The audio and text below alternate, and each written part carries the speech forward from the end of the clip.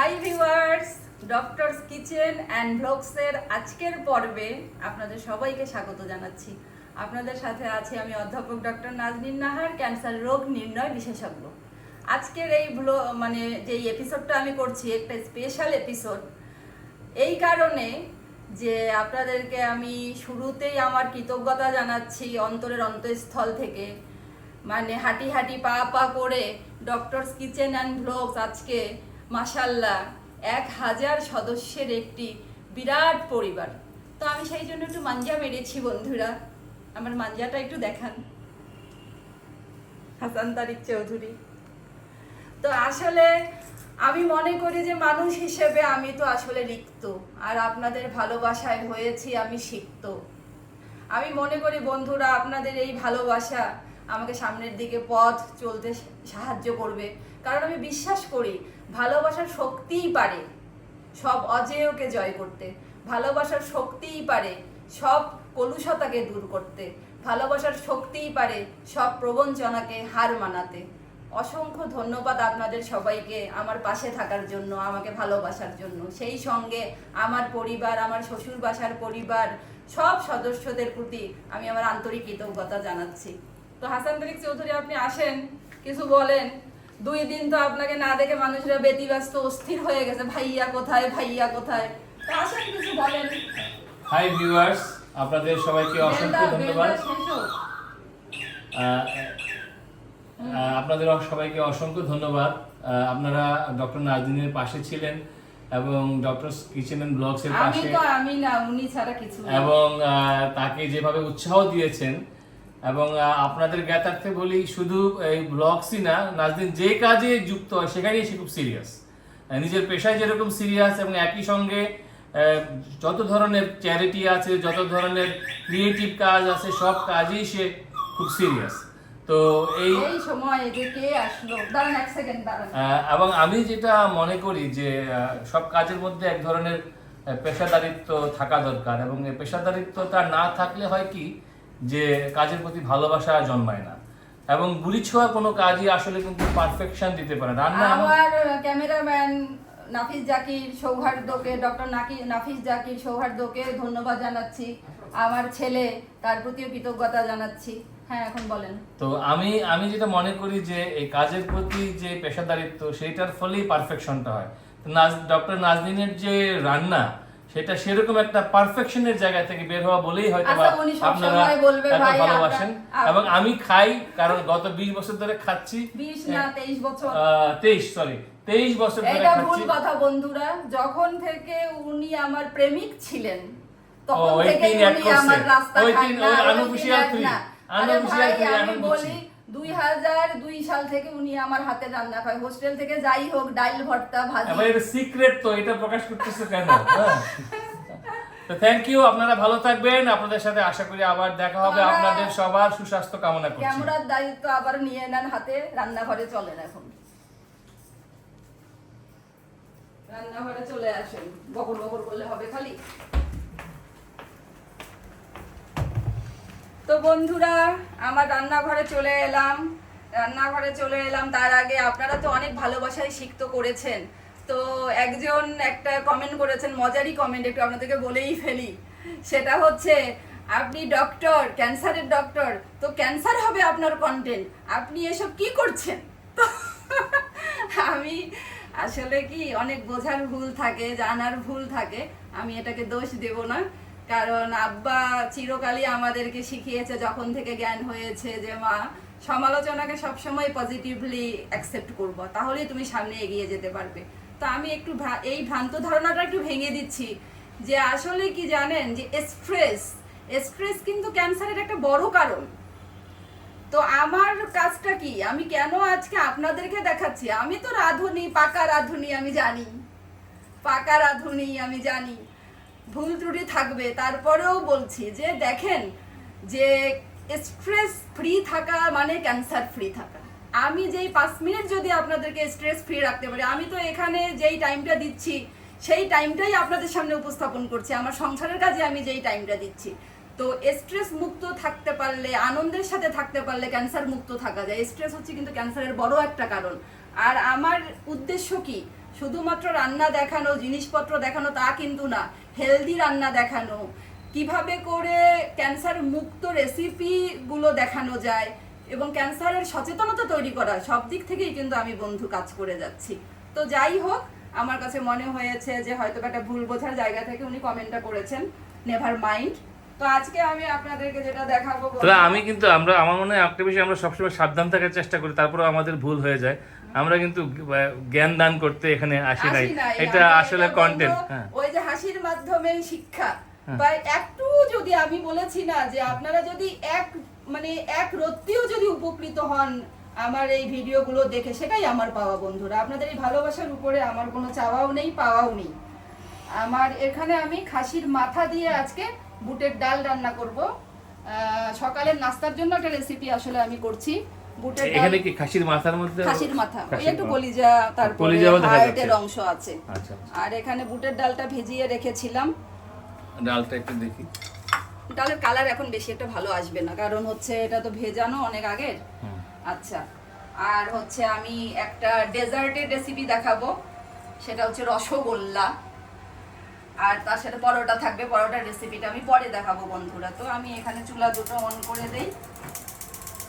তো আমি তো আজকে সাজুগুজু করেছি, একটু পরেই সব আবার দেখা যাবে যে ছুঁড়ে ফেলবো, কারণ রান্নাটা সবার আগে আমার তাড়াতাড়ি করতে হবে। তো আমি এই পেঁয়াজের বেরেস্তা করে রাখি বন্ধুরা সবসময়। পেঁয়াজের বেরেস্তাও একদিন আমি ইনশাল্লাহ করে দেখাবো, কারণ আমার ননদের জন্য আবার 10 কেজির বেরেস্তা আমি করব। ওই যে বললাম পেপারের উপর রেখেছি, তো সেটা তো তার মন তো খচখচ করবে, তো এই কারণে আবারও ফ্রেশ করে করব।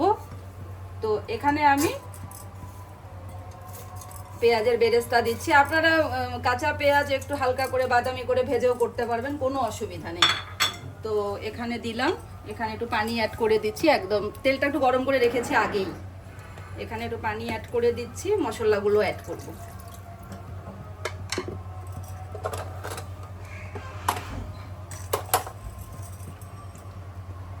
সামান্য 1 চা চামচ, হাফ চা চামচ রসুন বাটা, 1 চামচ, হাফ চামচ আদা বাটা, 2 চা চামচ জিরা বাটা দিয়ে দেব, লবণ, হলুদ, মরিচ। রান্নাটা তো একটা আসলে আনন্দের ব্যাপার, তাই না সৌজন্য রাব্বা? আনন্দের সাথে সাথে খেলতে খেলতে সবকিছু করব। একটা জানেন সৌজন্য রাব্বা, আমি কিন্তু এগুলো আসলে জানতাম না। আমরা তো আমাদের বাংলাদেশের কারিকুলামের সাথেই আসলে পরিচিত, তাই না? তো আইভি লিগ যে ইউনিভার্সিটি গুলো সারা বিশ্বে আছে, যেগুলো হচ্ছে টপার, মানে টপার আইভি লিগ সারা বিশ্বে তো না, আইভি লিগ শুধুমাত্র ইউএসএ তে বলে আইভি লিগ, মানে ওই ওটার ইকুইভ্যালেন্ট তো আপনার সারা বিশ্বে একই রকম স্ট্যাটাস, যেগুলোকে ওই স্ট্যাটাসের সাথে কাউন্ট করা হয়, বা একই কোয়ালিটি। একটু মরিচের গুঁড়া দিলাম। তো এখন সেখানে আপনি শুধু টপার হলেই 95% নাম্বার পেলেই ভর্তি হতে পারবেন না। সেখানে কিন্তু একটা গুরুত্বপূর্ণ জিনিস থাকে যে এক্সট্রা কারিকুলার অ্যাক্টিভিটিস আপনি কি করছেন, আপনার কিছু আছে কিনা এক্সট্রা কারিকুলার অ্যাক্টিভিটিস। তো কথা হচ্ছে যে এক্সট্রা কারিকুলার অ্যাক্টিভিটিসগুলোকে সবসময় আমাদের গুরুত্ব দিতে হবে, এই কারণে যে এতে করে আমাদের মানবিক মূল্যবোধ আমি মনে করি যে অনেকটা উচ্চ স্তরে পৌঁছে যেতে পারে। আমার আব্বা আসলে সবসময় আব্বা আম্মাদের গল্পগুলো চলে আসে। আমি কথা বলতে বলতে মাংসটা একটু হতে হতে একটা ছোট গল্প বলি। আমার এসএসসি পরীক্ষার সময়, বুঝছেন সৌজন্যের আব্বা, এসএসসি পরীক্ষার সময় তো ইংলিশ সেকেন্ড পেপার, রচনা থাকে না, সেই বিরাট বিরাট রচনা, এই মুখস্থ করো, এই লিখো। তো 3টা বিশাল কঠিন রচনা আমি রেখে দিছি যে আমি সকালবেলা রিভিশন দিব। আব্বাকে বলছি, আব্বা তুমি তো ভোরের নামাজ পড়তে উঠবাই, আমাকে প্লিজ তুমি একটু ডেকে দিও, আমার কিছু জরুরি রিভিশন বাকি আছে। আব্বা আমাদের প্রতি এতই বেশি মানে মানবিক ছিলেন, এত তার স্নেহপ্রবণ এবং এত তার অন্তরের ভেতরে মায়া, ঘুম থেকে বাচ্চাদেরকে উনি কখনোই ডাকতে পারবেন না, কষ্ট লাগে তার। ঠিক আছে, সকালবেলা আমার ঘুম যথারীতি 8:30টায় ভেঙেছে, 10টায় পরীক্ষা, এখন আমি 3টা রচনা কখন আমি রিভিশন দিব। আব্বাকে আমি বললাম যে আব্বা তুমি এটা একটা কাজ করলা, তুমি আমাকে ডাকলা না আব্বা। এখন আমার বাবার উত্তরটা শোনেন, আচ্ছা মা তোমার যদি প্রসব বেদনা ওঠে তুমি কি আমাকে তাহলে বলতে যে আব্বা আমার আজকে প্রসব বেদনা উঠবে রাতে, তুমি আমাকে ঘুম থেকে ডেকে দিও। তার কথা হচ্ছে ব্যথা যদি তোমার অন্তরে থাকে, তোমার যদি তাগাদা থাকে, তুমি নিজেই উঠবা। আমি কেন তোমার সুন্দর ঘুমটা ভাঙাবো মা? তো আমি সেদিন বুঝলাম যে কথা সত্যিই সঠিক, যে আমাদের যার যেটা তাড়না, যার যেটা তাগিদ, সেটা আসলে আমাদের অন্তরে ধারণ করতে হবে। বেশি জ্ঞানের কথা বলে ফেললাম। না ভাই, তোমার খাসির মাথা তো দেখতে খুব এক্সিলেন্ট আমি একদম লাগতেছে। লাইট করে রান্না করব, বুঝছেন? এই দেখেন এখন ইয়েগুলো দিয়ে দেই। সজনা ডাব্বা, খাসির মাথা আর বুটের ডালের কম্বিনেশনটা কিন্তু সবসময় এটা দিয়ে খুব ভালো খুব লাগে। এক্সিলেন্ট হয়। আমি এখানে তেজপাতা এইটা দিয়ে আবার দিলাম। গরুর মাংসের মাথা দিয়ে কিন্তু বুটের ডালের টেস্টটা একেবারে আলাদা। এটা দিলাম একটু ছোট এলাচ, একটু দারচিনি। দারচিনিটা আমি একটু কম দেওয়ার চেষ্টা করি বন্ধুরা, কারণ কি দারচিনির গন্ধটা আবার অনেক সময় বেশি হয়ে গেলে একটু তীক্ষ্ণ মানে হয়, অনেক সময় আবার ভালো লাগে না। কোনো কোনো দেশে আবার সিনামনের খুব আধিক্য, তারা আবার এত সিনামন মানে এই দারচিনিটা দেয়, সেটা আবার ওইটাই ডমিনেন্ট হয়, ভালো লাগে না। এখন এইদিকে ওটা হতে থাক, ওটা হতে থাক, আমি এইদিকে বন্ধুরা আমি তো আপনাদেরকে রসগোল্লার রেসিপিটা দেখাচ্ছি। তো তার জন্য আমি আপনাদেরকে প্রথমে কিন্তু একদম ছানাটা করে দেখাচ্ছি। আপনারা দেখুন, আমি এখানে 2 লিটার দুধ নিয়েছি, প্রায় 2 লিটার পরিমাণ দুধ, প্রায় না 2 লিটারই নিয়েছি।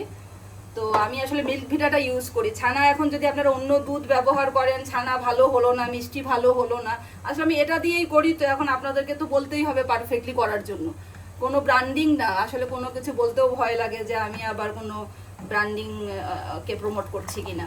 তো এটা আসলে আমি মিল্ক ভিটাটা ইউজ করি, আমি সেটাই বলছি। তো আর মিল্ক ভিটা তো আমাদের রাষ্ট্রীয় এখানে আমি প্রতিষ্ঠান। একটা টিপস বলি সৌজন্যা রাব্বা, ওটা বলা জরুরি। দুধটা যখন গরম করতে আপনারা দিবেন, তার আগে সামান্য পরিমাণ, হাফ কাপ পরিমাণ একটু পানি দিয়ে দিবেন পাতিলটাতে, তারপরে দুধটা দিবেন। দুধটা তাহলে কিন্তু নিচে লাগবে না বন্ধুরা। আর এই ছানা করার সিস্টেমটা কি দেখুন, যে একটা বলক যখন আসবে, একটা জাস্ট বলক যখন আসবে, এর বেশি না, মানে বলকটা ওঠার সঙ্গে সঙ্গেই আমি হচ্ছে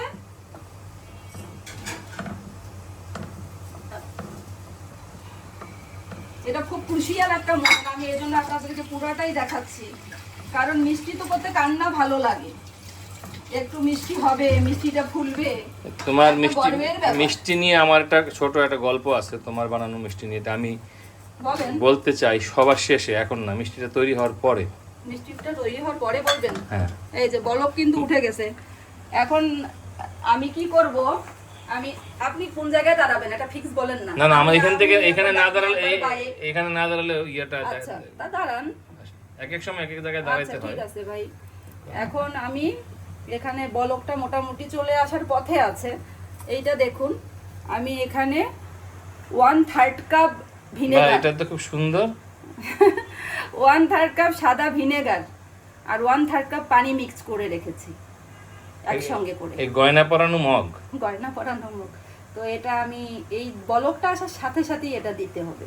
পুরাটা নাও লাগতে পারে। আমি যদি দেখি যে না ছানাটা হয়ে গিয়েছে, কেটে গিয়েছে দুধটা, তাহলে আর পুরাটা দেবো না, যতটুকু পর্যন্ত লাগে ততটুকু দেবো। তো বলকটাকে আসার পথে হইলো কিনা, জালটা কমানো, না বলক ওঠার ইয়েতে আছে, মানে temperature-এ। নিয়ার টু এটা আমি একদম কাছাকাছি। সুন্দর করে দেখাবো। ওঠে নাই এখনো, উঠবে উঠবে, এখনই উঠবে। Wait and see. তো বন্ধুরা ওঠে যেটা নাই। বললাম, যে আমি যখন 3rd ইয়ারে পড়ি তখন আপনাদের ভাইয়ার সাথে আমার পরিচয়। যতই সে গোপন কথা বলুক, বন্ধুদের কাছে তো আমি অনেক কিছুই গোপন রাখবো না, বলে লাভ নাই। তো যাই হোক, আমি আমার হোস্টেল থেকে, উনি থাকতেন আরামবাগে, আর আমি তো sir Salimullah medical college and Mitford হাসপাতালের ছাত্রী। তো এখান থেকে আমি যখনই যেতাম, আমার সেই হিটারে, আমরা হোস্টেলে যে রান্না করতাম ছোট ছোট পাতিলে, একটু নুডলস হোক বা একটু খিচুড়ি হোক, আমি চেষ্টা করতাম যে একটু তার জন্য বেঁধে নিয়ে যেতে। এই যে এখন জালটা কমিয়ে দিলাম, দেখেন এই যে বলক উঠে গেছে। এখন আমি আস্তে আস্তে আস্তে আস্তে অ্যাড করব, একসাথে কিন্তু সব দিব না, এটা আস্তে আস্তে অ্যাড করব। এটা কি? ভিনেগার আর সাদা পানি, সাদা পানি, নরমাল পানি, নরমাল পানি। তো পুরাটাই মনে হয় লাগবে। তো দেখুন, আর ছানাটা আমার মোটামুটি হয়ে গিয়েছে। ছানাটা কিন্তু জাল দেওয়া এত যাবে না। দ্রুত এই ছানা যে হয়? দেখেন, এই যে Oh দেখেন, my এই যে God. পানিটা দেখেন, এই যে পানিটা হওয়া মানে হয়ে গেছে। আর কিন্তু জাল দেবো না, একদম এখনই বন্ধ। জাল দেওয়া যাবে না, জাল দিলে কিন্তু ছানা শক্ত হয়ে যাবে। এই অবস্থায় 3টা মিনিট আমি রেখে দেবো, দিয়ে আমি পানিটা ঝরিয়ে আপনাদেরকে দেখাচ্ছি। দেখেন ভালো করে, এই যে পানিটা এরকম হবে, ছানাটা কিন্তু আর কোনো উথাল পাতাল পানি হবে না। পানি আর এইরকম যখন এই যে হালকা সবুজ কালারের পানি বের হলো, সাথে সাথে ঢাকনাটা দিয়ে আমি 3 মিনিট রেখে দেবো, চুলাটা বন্ধ করে দেবো। আর এই যে আমার ঐতিহাসিক নাকড়ি, এই নাকড়ি দিয়ে আমি একটা স্পেশাল রেসিপি দেখাবো আমাদের এলাকার, সেটার জন্য অপেক্ষা করতে থাকুন। আসিতেছে আসিতেছে নাকড়ি দিয়ে রান্না করা স্পেশাল। আমি ছোটবেলায় মনে করতাম আহারে ছানা বানানো না জানি কি ব্যাপার, হ্যাঁ তো এখন তো দেখি অনেকে ছানা অনেক কথা বলবেন, কিন্তু আমার কথা হচ্ছে এটা করলে আপনাদের ফেল হবে না, ফেইলিওর হবে না বন্ধুরা। হ্যাঁ, আর খাসির মাংসের মাথা কিন্তু সিদ্ধ হতে বন্ধুরা বেশি সময় লাগে না। আর ডালটা আমি কিছুক্ষণ আগে ভিজিয়ে রেখেছি, তো এটা একটু 30-40% কুক হওয়ার পরে আমি ডালটা অ্যাড করব। এটা শীতকালে আরো মজা লাগবে। শীতকালে খাওয়াবো ভাইজান, বৃষ্টির দিনেও মজা, শীতকালেও মজা। দেখে ঢাকনাটা দিয়ে রাখি, এটা হতে থাক।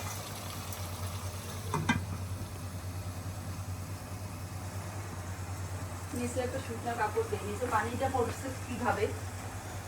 এত এত বেশি মানে স্টিম, সব স্টিম জমে গেছে ওই ঢাকনার ইয়েতে। আমি চুড়িটা খুলে ফেলি, আমার এখানে থাক, পরে আমি নিচ্ছি, কোনো সমস্যা নেই, এখানে থাকবে। চুড়ি থাকলে কাজ করা যাবে না। তো হয়ে গিয়েছে, তো আগে থেকে এখানে দেখো প্রিপারেশন আছে তো কিছু, আগে থেকে না বললে বুঝবে না আমার বন্ধুরা। এদিকে আসেন, এটা হচ্ছে একটা সাদা ন্যাকড়া, একদম খাবার পানি দিয়ে ধুয়ে রেখেছি আমি। এটা আমার শাশুড়ি একদম একটা আমার মশারি না, মানে এটাই ব্যবহার করা না, মানে আমি আগে থেকে বলছিলাম, পরে উনি এটা আমাকে একটা নতুন শাড়ি একদম দিচ্ছে, ওইটা ইউজ করতে করতে এরকম হয়ে গেছে। আমাদের এটা ইয়ে পাওয়া যায়, ছানা ছাকার কাপড়ই পাওয়া যায়, চিজ ক্লথ বলে, তো আমাদের এখানে অ্যাভেলেবেল পাওয়া যায় না। তো এইটা কিন্তু খুব ভালো কাজ করে। তো আমি দেখাচ্ছি বন্ধুরা, দেখুন এটাই হিট নেই। আর নিচে কি দিয়েছি আমি, নিচে একটা দিয়েছি স্ট্রেইনার। দেখুন আপনারা নিচে কিন্তু এই যে ছাঁকনি, মানে যে কোনো জালি টাইপের ব্যবহার করবেন, আমি তো স্টিলেরটা ব্যবহার করার চেষ্টা করি। তো আমি এখানে ঢেলে দিচ্ছি। সুন্দর। ঢেলে দিয়ে আমি কি করব, এখন ট্যাপের কাঁচা পানি দিচ্ছি। কাঁচা পানি দিয়ে আগে যেই ভিনেগারটা দিলাম ওটা বের হয়ে যাক, জিনিসটা একটু ঠান্ডা হয়ে যাক, চলতে থাকুক।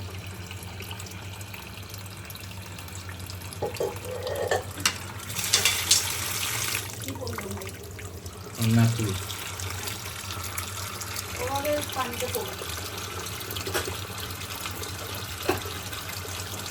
এটা কিন্তু খুবই গরম থাকে বন্ধুরা, খুবই গরম থাকে। হাত দিয়ে না ধরে এইভাবে করে আগে এটা ইয়ে করে নেবেন। হঠাৎ করে যদি হাত দেন হাত পুড়ে যাবে, খুবই সাবধানে। অনেক অঘটন করতে পারে। ছানা খুবই কঠিন জিনিস, ছানার হিট কিন্তু সহজে দূর হয় না। এভাবে করে করে উল্টে পাল্টে প্রথমে আমরা একটু ধুয়ে নেই।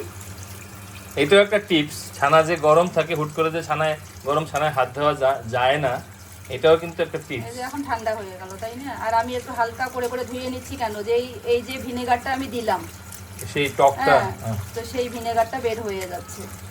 ভিনেগারের কোয়ালিটিও কিন্তু ভালো হতে হবে। আমাদের দেশে আনফরচুনেটলি ভিনেগার ইন্ডাস্ট্রিটা ডেভেলপ করে নাই। আমি এখন এটা দিলাম, আমাদের দেশের ভিনেগারের অবস্থা খুব করুণ। আমি এখন এখানে এই যে খাবার ফিল্টার পানি দিয়ে এটাকে এখন খাবার পানি দিয়ে আবার ওয়াশ করে নিচ্ছি। তো আমার এটা মোটামুটি ডান। এখন আমি কি করব বন্ধুরা,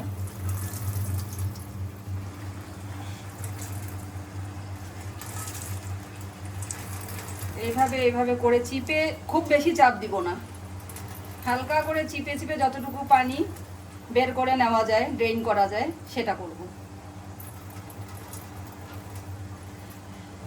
এবং 20 মিনিট এরপরে আমি পানিটা ঝরতে দিব, খুব বেশি সময় লাগবে না।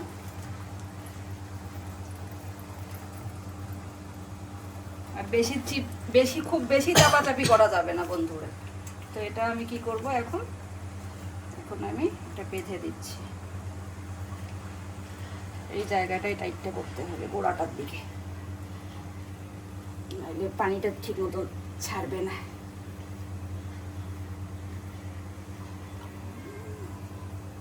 এখানে ঝুলাই দিলাম, ঝুলতে থাকুক। এখন এইদিকে আসেন, দেখি পানি পড়ছে একটু। সাবধানে, পানি পেছনে পানি আছে, একটু পরে মুছে দিচ্ছি।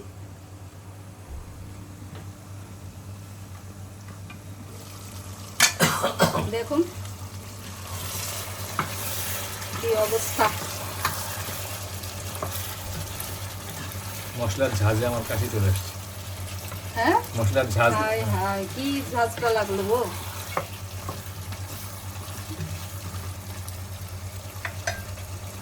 এখানে আর একটু পানি দিই, এটা সিদ্ধ হতে থাক, আর ছানার পানিটাও আমার ঝরতে থাকুক। আমরা 15-20 মিনিট পরে আবার আমাদের রান্নার কড়াইয়ের মধ্যে উকি মারবো।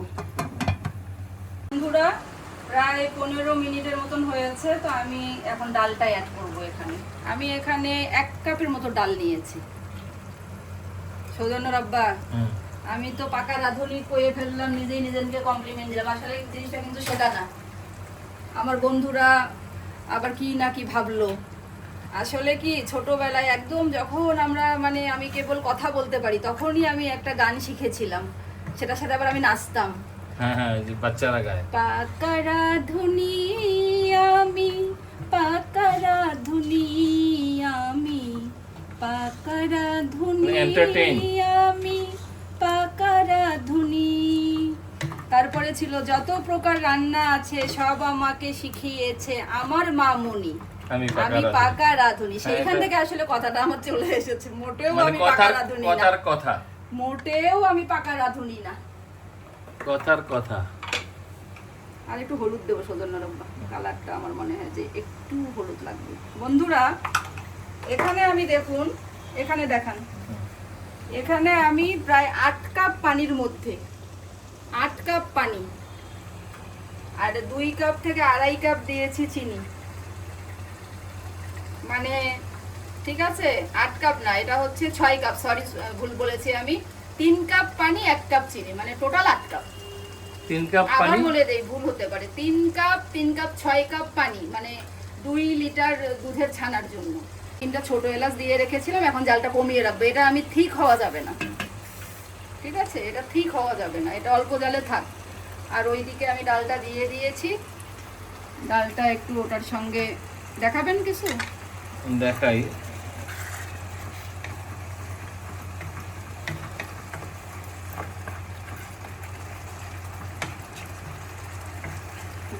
ওই মেজারমেন্টটা আবার একটু বলো, এখানে কি আছে একটু দেখা।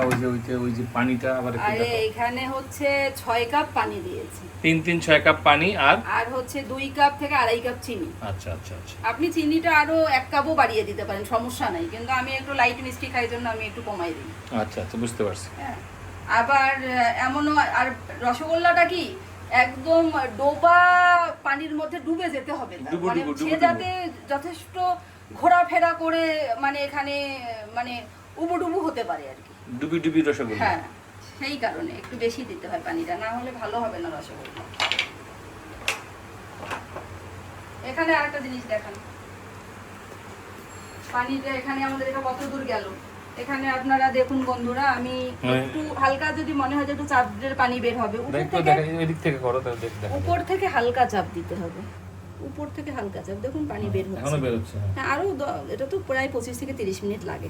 আর আমি মাঝে মধ্যে করি কি, এভাবে করে করে নিচে একটু যদি টিস্যু দিয়ে যদি একটু সোক করে নেন, তাহলে আরো অনেকটা পানি কিন্তু এখানে সোক হয়ে যায়। কারণ এই যে উপরের পানিগুলো তো নিচে পড়ার সময় পায় না, তো এগুলো তো একটু চাপ দিয়ে দিয়ে এভাবে করে টিস্যুটা চেপে ধরেন। বেশি কিন্তু এটা তো চাপ দেওয়া যাবে না। আমরা ফিজিক্সে যে পড়তাম না, থিতানো বা পাতন, এই টাইপের অনেকটা মনে হয় না? কি জানি ভাই, আমার কাম আমি করতেছি, যেটা আমি আমার অভিজ্ঞতা থেকে দেখেছি সেটা আমি বলি, মানে ওইরকমই মানে। তো আর একটু হোক, আর 10 মিনিটের মতন হোক, তো 10 মিনিট লাগুক, 10 মিনিট। তো বন্ধুরা, এখন দেখি কি অবস্থা। ছোলার ডাল কিন্তু বন্ধুরা সিদ্ধ হতে সময় লাগে, তো কোনো অসুবিধা নেই। মাংস তো দেওয়ার আমি 10 মিনিট পরেই ছোলার ডালটা এই জন্য দিয়েছি যে একসাথেই দুটো হতে থাকবে, এভাবে করে এটা আস্তে আস্তে সিদ্ধ হতে থাক। আর আমি এপাশে আমার ছানাটার কি অবস্থা দেখি, হয়ে গিয়েছে, পানি ঝরে গিয়েছে। আমি মাঝখানে আবার এসে একবার দেখে গিয়েছি, তখনও একবার ওভাবে সোক করেছি, একটু খুলেও দেখলাম যে ঠিক আছে কিনা। আপনারা দেখুন,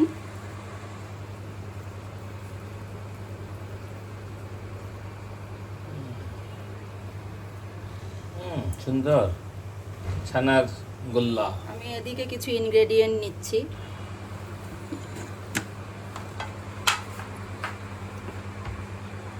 এটা কি? এটা হচ্ছে ময়দা, জাস্ট 1 চা চামচ ময়দা নিব, ঠিক আছে? ও, ছানার মধ্যে ময়দা। দাঁড়ান একটু দাঁড়ান। তার মানে এটা হলো স্বর্ণকাররা যেরকম সোনায় খাদ মেশায়, খাদ না গো, এটা ছাড়া ভালো হবে না, এটা ফাঁকিবাজি না কোনো। এটা আমার দরকার। হ্যাঁ, এখানে নিলাম আমি 1 চা চামচ চিনি,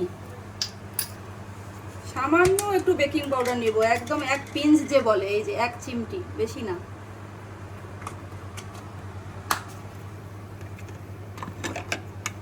তো এই দুটাকে একটু মিশাবো।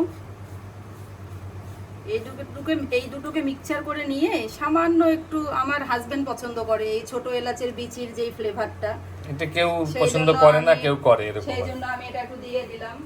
এখানে একটু পানি দিয়ে দিই মাংসটার মধ্যে, সিদ্ধ হোক।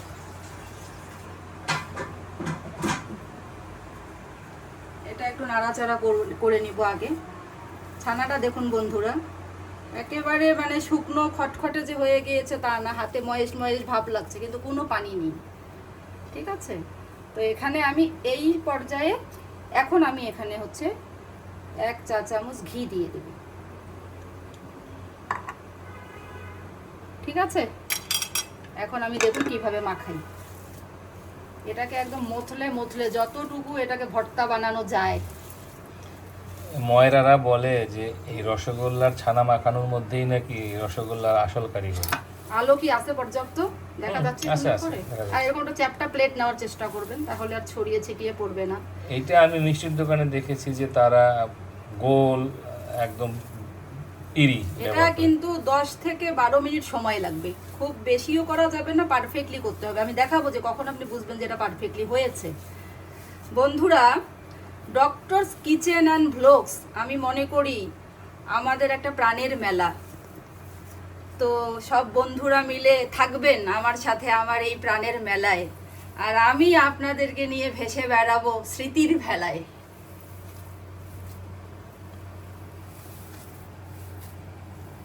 হাসান তারিক চৌধুরী যে বললো নাজনীন যাই করে খুব সিরিয়াসলি করে, তো আমার ছোটবেলার একটা গল্প বলবো। সৌজন্য রব্বা, আপনার সাথে তো বহুবারই করছি, জানেন আপনি। বলো কোনটা? তো আমার মায়ের যে বাচ্চারা কেউই কিন্তু ক্লাস 5 পর্যন্ত সিরিয়াস থাকে না লেখাপড়ার ক্ষেত্রে।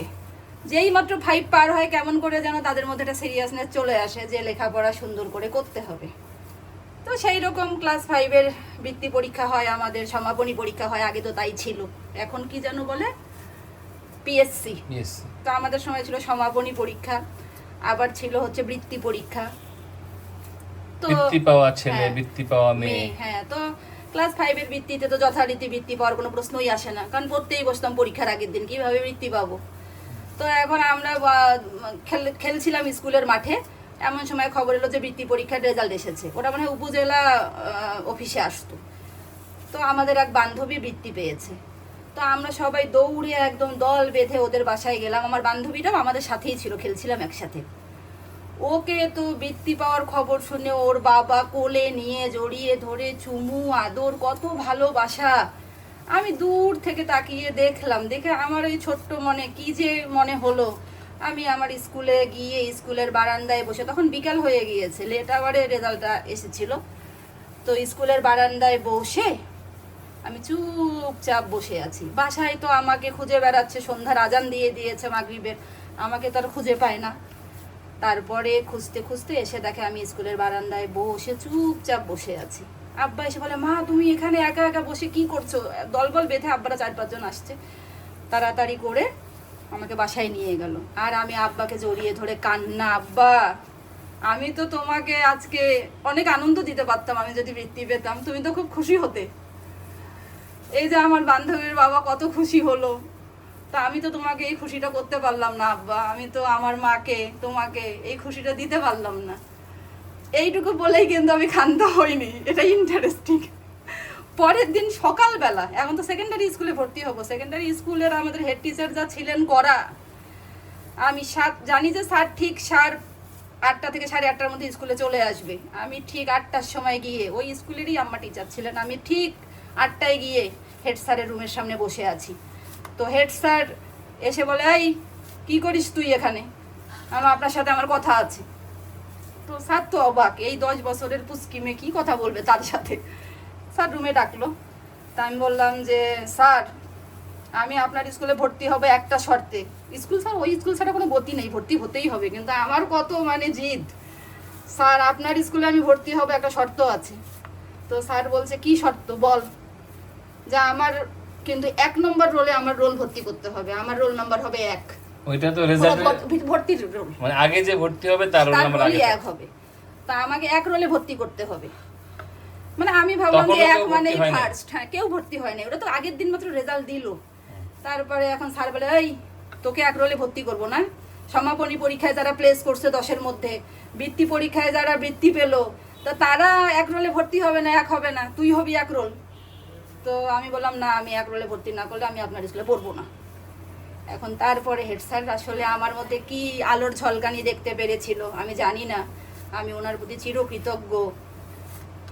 স্যার আমাকে বললেন, শোন, তোকে আমি একটা শর্তে রোল নম্বর 1-এ ভর্তি করবো। তা আমি বললাম কি শর্ত বলেন? বলে যে তুই কোনো দিনও আর সেকেন্ড হইতে পারবি না, তুই আমাকে এই কথা দে। আমি এই স্যারকে কথা দিয়ে আসলাম যে স্যার আমি কোনো জীবনও আর সেকেন্ড হব না ইনশাল্লাহ। মানে 10ম শ্রেণী পর্যন্ত, পরবর্তীতেও মানে কখনো আমাকে সেকেন্ড হতে হয়নি। এটা আসলে গর্ব করার জন্য বলছি না, বা আমাকে জাহির করার জন্য বলছি না। আমার হাজবেন্ড যে বললেন যে আসলে একটা কাজকে সিরিয়াসলি নেওয়া, একটা মানে ডেডিকেশন একটা জিনিসের প্রতি থাকা। টিচাররাও কিন্তু খুবই নৈতিকভাবে খুব উন্নত ছিল এবং তারা ছাত্রদেরকে সন্তানের মতো ভালোবাসতো এবং ইতিবাচকভাবে উৎসাহ দিত। আমার মনে হয় যে তোমার টিচার তোমাকে উৎসাহ দেওয়ার জন্যই, তোমাকে সিরিয়াস করার জন্যই এভাবে বলেছিলেন। তো এখন দেখুন বন্ধুরা, আপনি কি খেয়াল করছেন জিনিসগুলো যে ছাড়া ছাড়া ছিল, এখন একটা দলা পাকা হয়ে গেল। এই দেখেন আমি এভাবে ছড়িয়ে দিচ্ছি, একটা লেপটে যাচ্ছে, তারপরে আবার এভাবে করে আমি গোলা পাকাবো, আবার দেখবেন যে একটা দলা হয়ে যাবে, একটা পিণ্ড হয়ে যাবে। তার মানে এটা আমার এখন ময়ানটা হয়ে গিয়েছে। তো এখন আমি গোল্লাটা বানাবো। হাতের মধ্যে একটু হালকা ঘি মেখে নিলে ভালো হয়। হাত ওয়াশ আছে বন্ধুরা, ঝামেলা নেই, কিন্তু হাত ছাড়া তো আর হবে না। স্টাইলের রান্না মারলে আর আমাদের খাওয়া লাগবে না। সাইজটা আপনি আপনার মতন করে নেবেন। এরকম করে করার পরে বন্ধুরা দেখবেন কি দেখুন কোনো কি ফাটল আছে? ফাটল আছে? যদি দেখেন যে এটা স্মুথ হচ্ছে না, তাহলে বুঝবেন যে আপনাদেরকে আর একটু সময় নিয়ে আর একটু মথতে হবে। তো মথবেন। তো সাইজগুলো মোটামুটি আমি এই সাইজের করব। আমি আপনাদেরকে করেই দেখাচ্ছি, স্কিপ করব না, কারণ রসগোল্লাটা খুব ট্রিকি একটা জিনিস। একটু স্কিপ করলে রসগোল্লাটা দেখা যাবে যে ওই স্টেজেই খারাপ হয়ে গেল।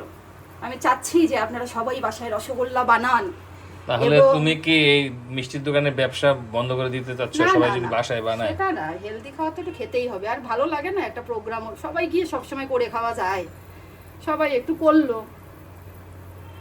তো আসলে কি যে আমি এই গল্পটা অনেক সময় করি যে আসলে মনে চেষ্টা থাকলে, মেধাবী তো নিশ্চয়ই জেনেটিক্যালি ছিলাম, কিন্তু এটাকে যে প্রয়োগ করা, সবাই মেধাবী হয়েই জন্মায় মেধাবী হয়ে, কিন্তু এটাকে পরিচর্যা যে করাটা, এই পরিচর্যাটা যে করতে পারে এবং ভেতরের এই যে শক্তিটাকে কাজে লাগানো, এই যে স্যার আমাকে এত বড় একটা হেল্প করলো এই শক্তিটাকে কাজে লাগানোর জন্য, সেই জন্য গল্পটা করলাম। আপনারা নিশ্চয়ই আপনাদের বাচ্চাদের সাথেও বলবেন, করবেন। আগে একটা কথা আমরা স্কুলে শুনতাম না, যে ঘুমিয়ে আছে শিশুর পিতা সব শিশুরই অন্তরে। এটা কিন্তু অনেক মিনিংফুল একটা কথা, আমি বুঝতে পারতাম না তখন। ছানাটা আমার মনে হয় যে ওই যে মেধাবী হওয়ার যে ব্যাপারটা আমার মনে হয় ওই রকম আর কি, যে এইটুকু মিষ্টি। আচ্ছা হ্যাঁ বলেন। হ্যাঁ, ওই যে শিশুর ঘুমিয়ে আছে শিশুর পিতা সব শিশুরই অন্তরে। আসলে একটা শিশুর ভিতরে আর একটা সফল মানুষ লুকিয়ে থাকে, ওইটাকে আসলে পরিচর্যা করে বের করে আনতে হয়। টিচারদের কাজই হলো সেই জায়গায় তারা, আমি আমাদের ছেলে যে স্কুলে পড়তো সেখানেও আমি দেখেছি টিচাররা কিন্তু আমরা ওকে ওই স্কুলে দিয়েই ছিলাম যে ক্লাস 3 পর্যন্ত পরীক্ষা ছিল না। কারণ একটা শিশুকে এত চাপ দেওয়া, যাই হোক আমি আসলে ভয় বলতে চাই না, এক একজনের এক একটা ভিউ, মানে আমার মনে হতো আর কি। যে আমি যেটা মূলত বলতে চাই, টিচাররা যদি তার স্টুডেন্টদেরকে ভালোবাসে এটা একটা মেধাবী বের করার একটা ভালো মেথড। হ্যাঁ মানে ধমক ধমক দিয়ে কিছু একটা কাজ হয় না, আমি সেটা বলতে চাচ্ছি। হ্যাঁ, না সবকিছু আলোচনার মাধ্যমেই হয়, কথার মাধ্যমেই হয়। সেই জন্য আমরা এত কথা বলি, কথা বলতেই থাকি।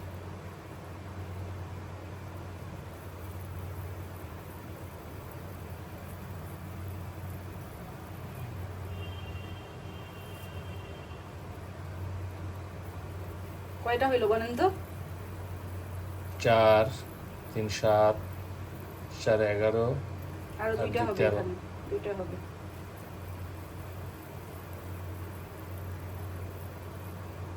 14 15। এটা ছোট হয়ে গেল, বাচ্চা হয়ে গেল। যে বাচ্চা তোকে থাকতে, শিশুদের কথা বলতেছে, একটা শিশু না থাকলে হয়? একটু ফাইনালি আবার একটু চাপ খেয়ে এগুলো চ্যাপটা হয়ে থাকতে পারে। তো আসেন বন্ধুরা, এই যে দেখান এখন সুন্দর করে। হ্যাঁ, এই বড় বড় মুরব্বির রসগোল্লার মাঝখানে একটা বাচ্চা রসগোল্লা আছে, বেবি। এটাই হিট নাই কাঠের। বেবি লুনি টুন আছে এখানে একটা।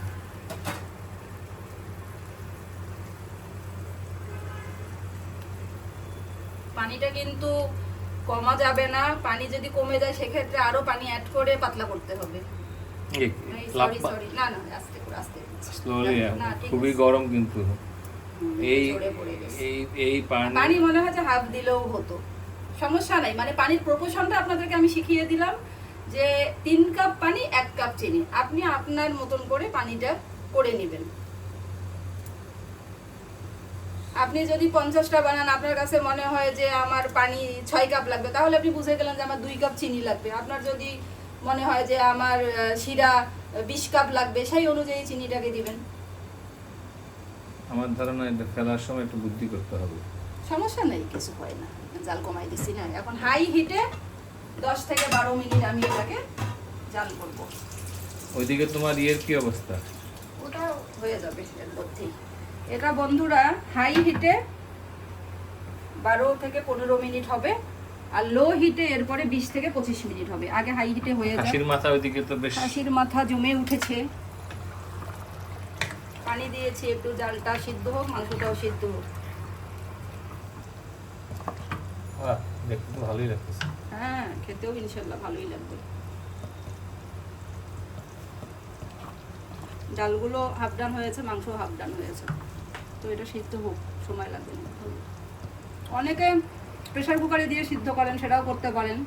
প্রেসার কুকারে দিলে 2টা শীষ থেকে 3টা শীষ লাগবে। আজকে আমি ন্যাচারালি রান্না করে দেখালাম।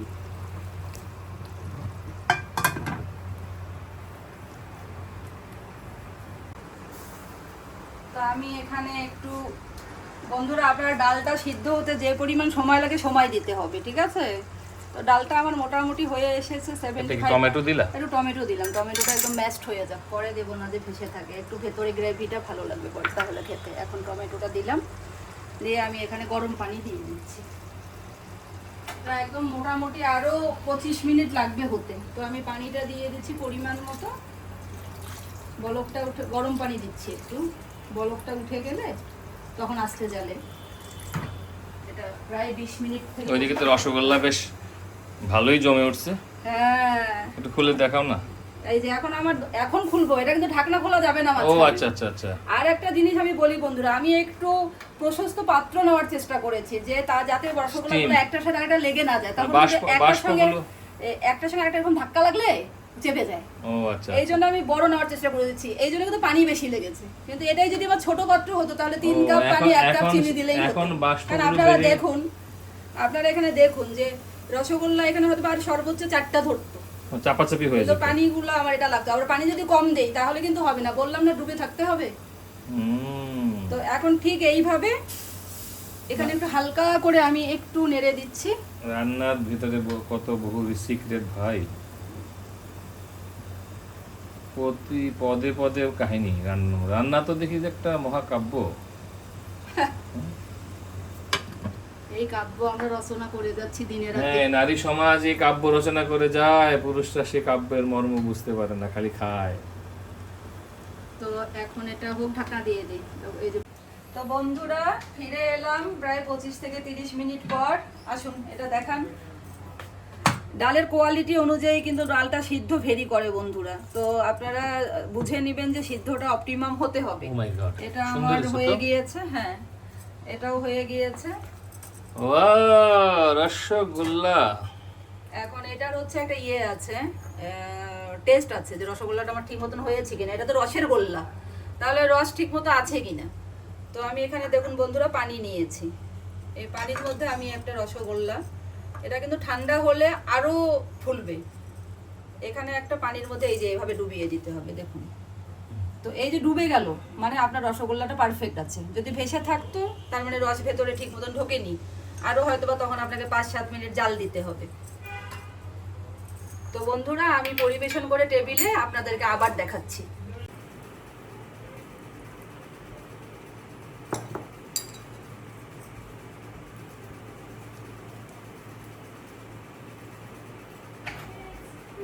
আমি তোমাকে রেকর্ড করবো, নরমালি আমার গান শুনে তোমার হাই ফ্রেন্ডস হাই ভিউয়ার্স বলো, তুমি জাস্ট আমার গান রেকর্ড করো নরমালি, তারপর তুমি আপলোড করো। ও মা কিভাবে?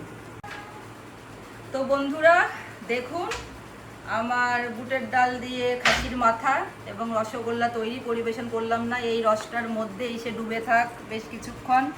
আমি শুধু একটা আপনাদেরকে দেখাচ্ছি কেটে, এটা আরও একটু আরও এটা মানে ফুলবে, কিন্তু সফটনেসটা দেখাচ্ছি আপনাদেরকে, যে ভেতরে যে অনেক সময় গিলটি থাকে, হ্যাঁ বা সফট গুটি গুটি থাকে অনেক সময়, গুটি গুটি হয়ে থাকে, এটা দেখাচ্ছি। দেখুন আপনারা ভেতরটা ফ্লাফি দেখছেন, আর এটা খুব হালকা মিষ্টির হয়, মানে যাদের সুগারের সমস্যা আছে তারাও খেতে পারবেন। এটা এভাবে হতে থাক। তো বন্ধুরা আপনাদের ভালোবাসা আমাদেরকে সামনে চলার ক্ষেত্রে আসলে অনেক অনুপ্রেরণা যোগাবে।